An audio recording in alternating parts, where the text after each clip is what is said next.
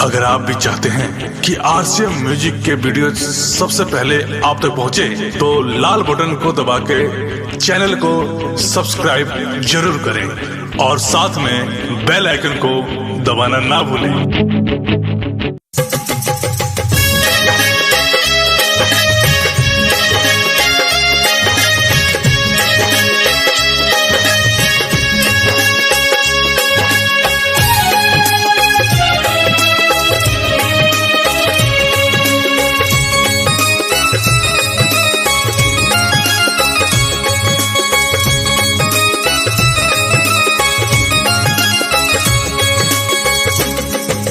आइए मैं आपको एक कहानी सुनाने जा रही हूँ जिसमें स्वर स्मिता सिंह जी ने दिया है और ये कहानी ज्योति रघुवंशी द्वारा बताई जा रही है। आइए सुनते हैं इस कहानी को।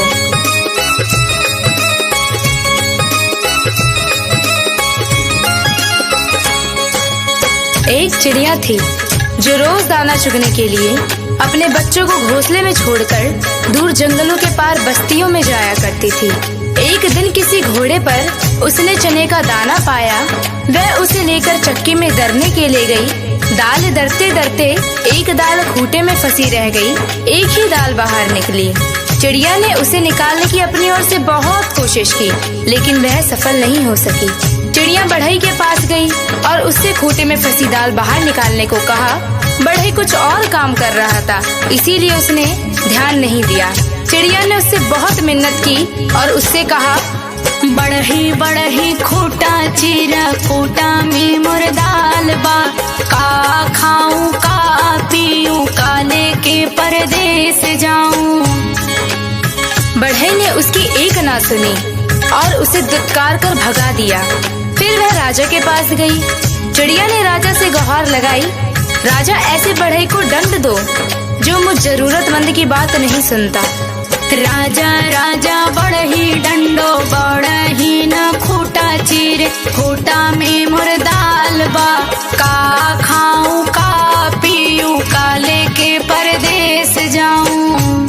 राजा के पास कहाँ इतनी फुर्सत थी कि नन्ही चिड़िया की बात सब काम छोड़कर सुनता। जब उसने भी विनती पर कोई ध्यान नहीं दिया तो वह रानी के पास गई और रानी से बोली, हे रानी, तुम अन्याय राजा का साथ छोड़ दो। रानी रानी राजा ते जो राजा ना बढ़ही डंडे, बढ़ही न खूंटा चीरे, खूंटा में मोर दाल बा, का खाऊं का पीऊं, का लेके परदेस जाऊं। रानी भला अपने राजा को क्यों छोड़ने लगी? रानी ने रोती बिलखती चिड़िया की एक ना सुनी और उसकी बात मानने से इनकार कर दिया। फिर गौरैया उड़ी और सांप के बिल के पास जाकर रोने लगी। बिल से निकले सांप से अपनी विनती दोहराई, सरप सरप रानी डसो, रानी न राजा छोड़े, राजा न बढ़ही डंडे, बढ़ही न खूंटा चीरे, खूंटा में मोर दाल बा, का खाऊं का पीऊं, का लेके परदेस जाऊं। उसने अपनी राम कहानी सुनाकर विषैले सांप से कहा कि तुम जाकर उस रानी को डसो जो गरीब की गुहार नहीं सुनती। जो रानी सबको जानकर भी हमें राजा से न्याय नहीं दिला सकी और न ही राजा को छोड़ सकी, तुम जाकर उसे क्यों नहीं डस लेते? सांप ने भी उसमें अपनी असमर्थता जताई। तब भागी भागी गौरैया जंगल में जा पहुंची और उसने बात से विनती की, तुम लाठी बनकर सांप को मारो। लाठी लाठी विषधर पीटो, विषधर न रानी डसे, रानी न राजा तेजे, राजा न बढ़ही डंडे, बढ़ही न खूंटा चीरे, खूंटा में मोर दाल बा, का खाऊं का पीऊं, का लेके परदेस जाऊं। बांस की लाठी भी भला उस नन्ही गौरैया के लिए उस सांप से क्यों बैर मोल लेती?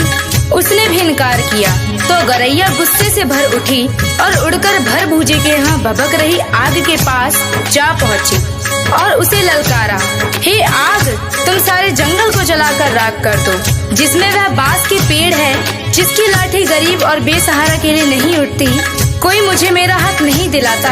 आग ने जब सारी बात विस्तार से जाननी चाहिए तो गौरैया ने अपनी राम कहानी उसके आगे भी सुना दी। जंगल जारो जंगल ना लाठी पटवे लाठी ना विषधर मारे विषधर ना रानी डसे रानी ना राजा तेजे राजा ना बड़ही डंडे बड़ही ना खूटा चीरे खूटा में मुर्दाल बा का खाऊं का पीऊं काले के परदेस जाऊं। फिर आग ने इतनी छोटी सी बात के लिए गौरैया की बात मानकर बुरे जंगल को जलाना ठीक नहीं समझा और जंगल को जलाने से इनकार कर दिया। तो गौरैया बहुत दुखी हुई, लेकिन निराश नहीं। वह सागर के पास पहुंची और उसे अपनी पूरी बात सुनाकर आरज़ू की। सागर सागर आग बुझाओ आग ना जंगल जा रे जंगल ना लाठी पटवे लाठी ना विषधर मारे विषधर ना रानी डसे रानी ना राजा तेज राजा ना बड़ही डंडे बड़ही ना खूटा चीर खूटा में मुर्दाल बा का खाऊं का पीऊं काले के परदेस जाऊं।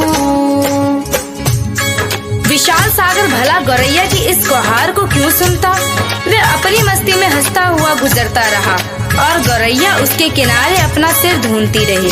सुबह से शाम होने को आई। गौरैया को जब यहाँ भी न्याय नहीं मिला तो वह हाथी के पास पहुँची। हाथी के पास उसने अभिनय की कि तुम चलकर मुझे न्याय दिलवाओ। उस समुद्र को सोख लो जो मुझ दुखियारी की हंसी उड़ाता है। बलवान होते हुए भी अन्याय के विरुद्ध खड़ा नहीं होता। जानते हो हमारे साथ क्या गुजरी है।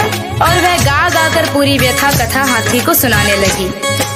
हाथी हाथी सागर सोखो सागर ना आग बुझावे आग ना जंगल जा रे जंगल ना लाठी पटवे लाठी ना विषधर मारे विषधर ना रानी डसे रानी ना राजा तेजे राजा ना बड़ही डंडे बड़ही ना खूटा चीर खूटा में मुर्दाल बा का खाऊं का पीऊं काले के परदेस जाऊं। हाथी भी गौरैया की बात सुनकर टस से मस नहीं हुआ। उसने भी उसका साथ नहीं दिया और उसकी बातों को हवा में उड़ाता हुआ अपने लंबे लंबे सूप जैसे कान हिलाते मस्ती में आगे निकल गया। अब नन्ही गौरैया का धीरज टूटने लगा। वह थक कर चूर हो गई थी। जहाँ की तहाँ बैठी लाचार सी होकर आंसू बहाने लगी। सारी दुनिया उसे अंधेरी दिखाई देने लगी। किस किस से उसने अपनी कहानी नहीं सुनाई, लेकिन किसी ने उसकी मदद नहीं की। बेसहारा लाचार की करुण पुकार पर कोई ध्यान नहीं देता। तभी उसके पैरों के पास एक नन्ही सी चींटी आकर उसका हाल पूछने लगी। उसने देखा नन्ही नन्ही चींटियों की एक लंबी कतार एक के पीछे एक बहुत ही अनुशासित ढंग से चली आ रही है। उसने ध्यान से देखा उनका अद्भुत संगठन और अथक परिश्रम। वे बड़ी फुर्ती तत्परता और सुनियोजित ढंग से अपना काम मिलजुल कर किए जा रही थी। चींटियों ने आकर उसे घेर लिया और गौरैया से पूरा वृत्तांत सुना।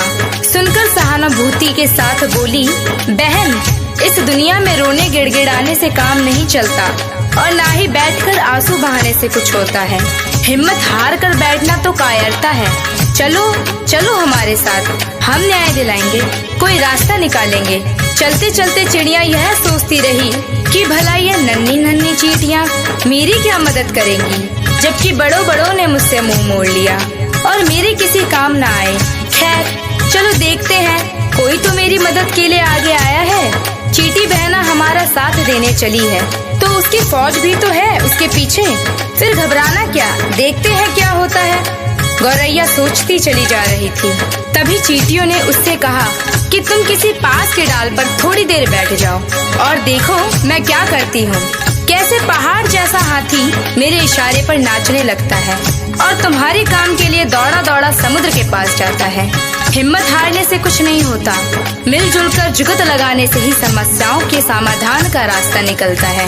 गौरैया फिर से पास के पेड़ के डाल पर जा बैठी और चकित होकर चींटियों की असंभव सी लगने वाली बातों को कारगरों से अपनी आंखों के सामने देखती रही। चींटी धीरे धीरे हाथी के पैर से सरक कर उसके कान तक जा पहुंची। हाथी अपने सूप जैसे कान हिलाता सूंड से अपने माथे पर फूंक मारता ही रह गया और चींटी उसके कान में घुसकर उसे तंग करने लगी और उसे समझाने लगी, बड़े बड़े बलवान यदि अपने बल अहंकार में चूर होकर दीनहीन छोटों की सहायता ना करे तो उन्हें भी भान होना चाहिए कि काम पड़ने पर छोटे भी यदि अपनी आन बान के लिए अड़ जाए तो बड़ों के लिए संकट पैदा कर सकते हैं। अभी तो मैं अकेले आई हूँ, किंतु मेरे पीछे असंख्य चींटियों की लंबी कतार चली आ रही है।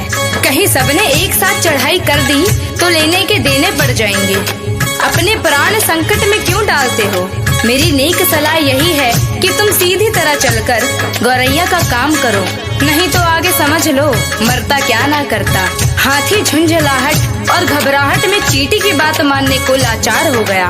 वह यह कहते हुए गौरैया के काम के लिए सागर को सोखने को तैयार हो गया।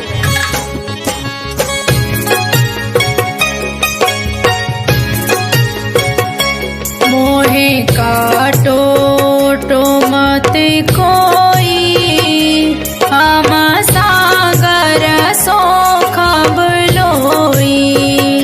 चींटी ने हाथी का पिंड छोड़ दिया और गौरैया उसे धन्यवाद देते हुए हाथी के पीछे पीछे उड़ती वापस सागर की ओर लौटी।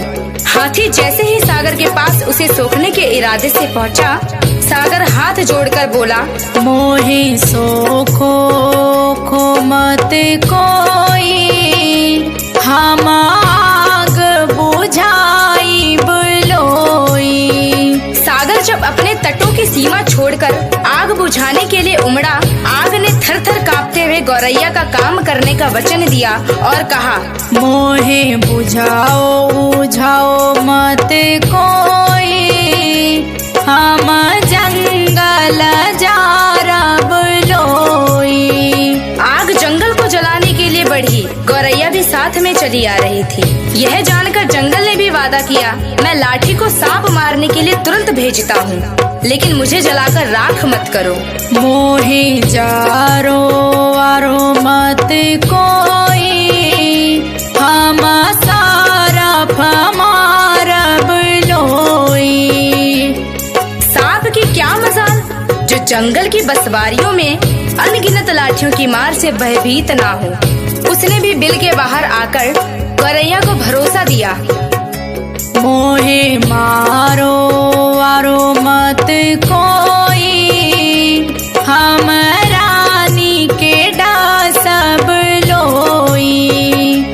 रानी ने जब सांप को महल में आते देखा और उसके साथ गौरैया को आते देखा तो वह पूरी बात का अनुमान कर पसीने पसीने हो गई। उसने हाथ जोड़कर विनती की, मोहे डसो सो मत कोई, हम राजा के तेजब लोई। रानी के उस वचन के बाद भला राजा क्यों अपने हट पर टिकता? उसे तो गौरैया की धीरज, अथक परिश्रम और सूझबूझ का समाचार मिल चुका था। उसने अपनी लापरवाही और अन्याय के लिए क्षमा मांगते हुए फौरन बढ़ई को बुलाने का वचन दिया और कहा, मोहे तेजो जो मत कोई, हम बढ़ई के दंडब लोई। फिर क्या, बढ़ई ने राजा के सामने आकर गौरैया की बात ना मानने का अपराध कबूल किया और थर-थर कांपते हुए राजा से गिड़गिड़ाकर विनती की, मोहे डंडो मत कोई, हम खूंटा के चीरब लोई। गौरैया को और क्या चाहिए था? गौरैया बढ़ई के साथ उस चक्की के खूंटे के पास पहुंची जिसमें चने की दाल फंसी हुई थी।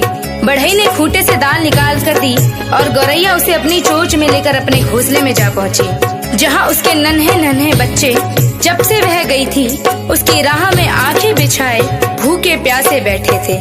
बच्चों ने चहचहाकर उसका स्वागत किया और वह अपनी चोंच से चने का दाना अपने बच्चों को खिलाने लगी और गुनगुनाकर पूरी कहानी सुनाने लगी कि कैसे उसने अपनी हिम्मत से काम लिया बड़ों ने उसकी बात मानकर उसकी मदद की, लेकिन जब वह केवल रो गिड़गिड़ा रही थी तो किसी ने उसकी बातों पर ध्यान नहीं दिया।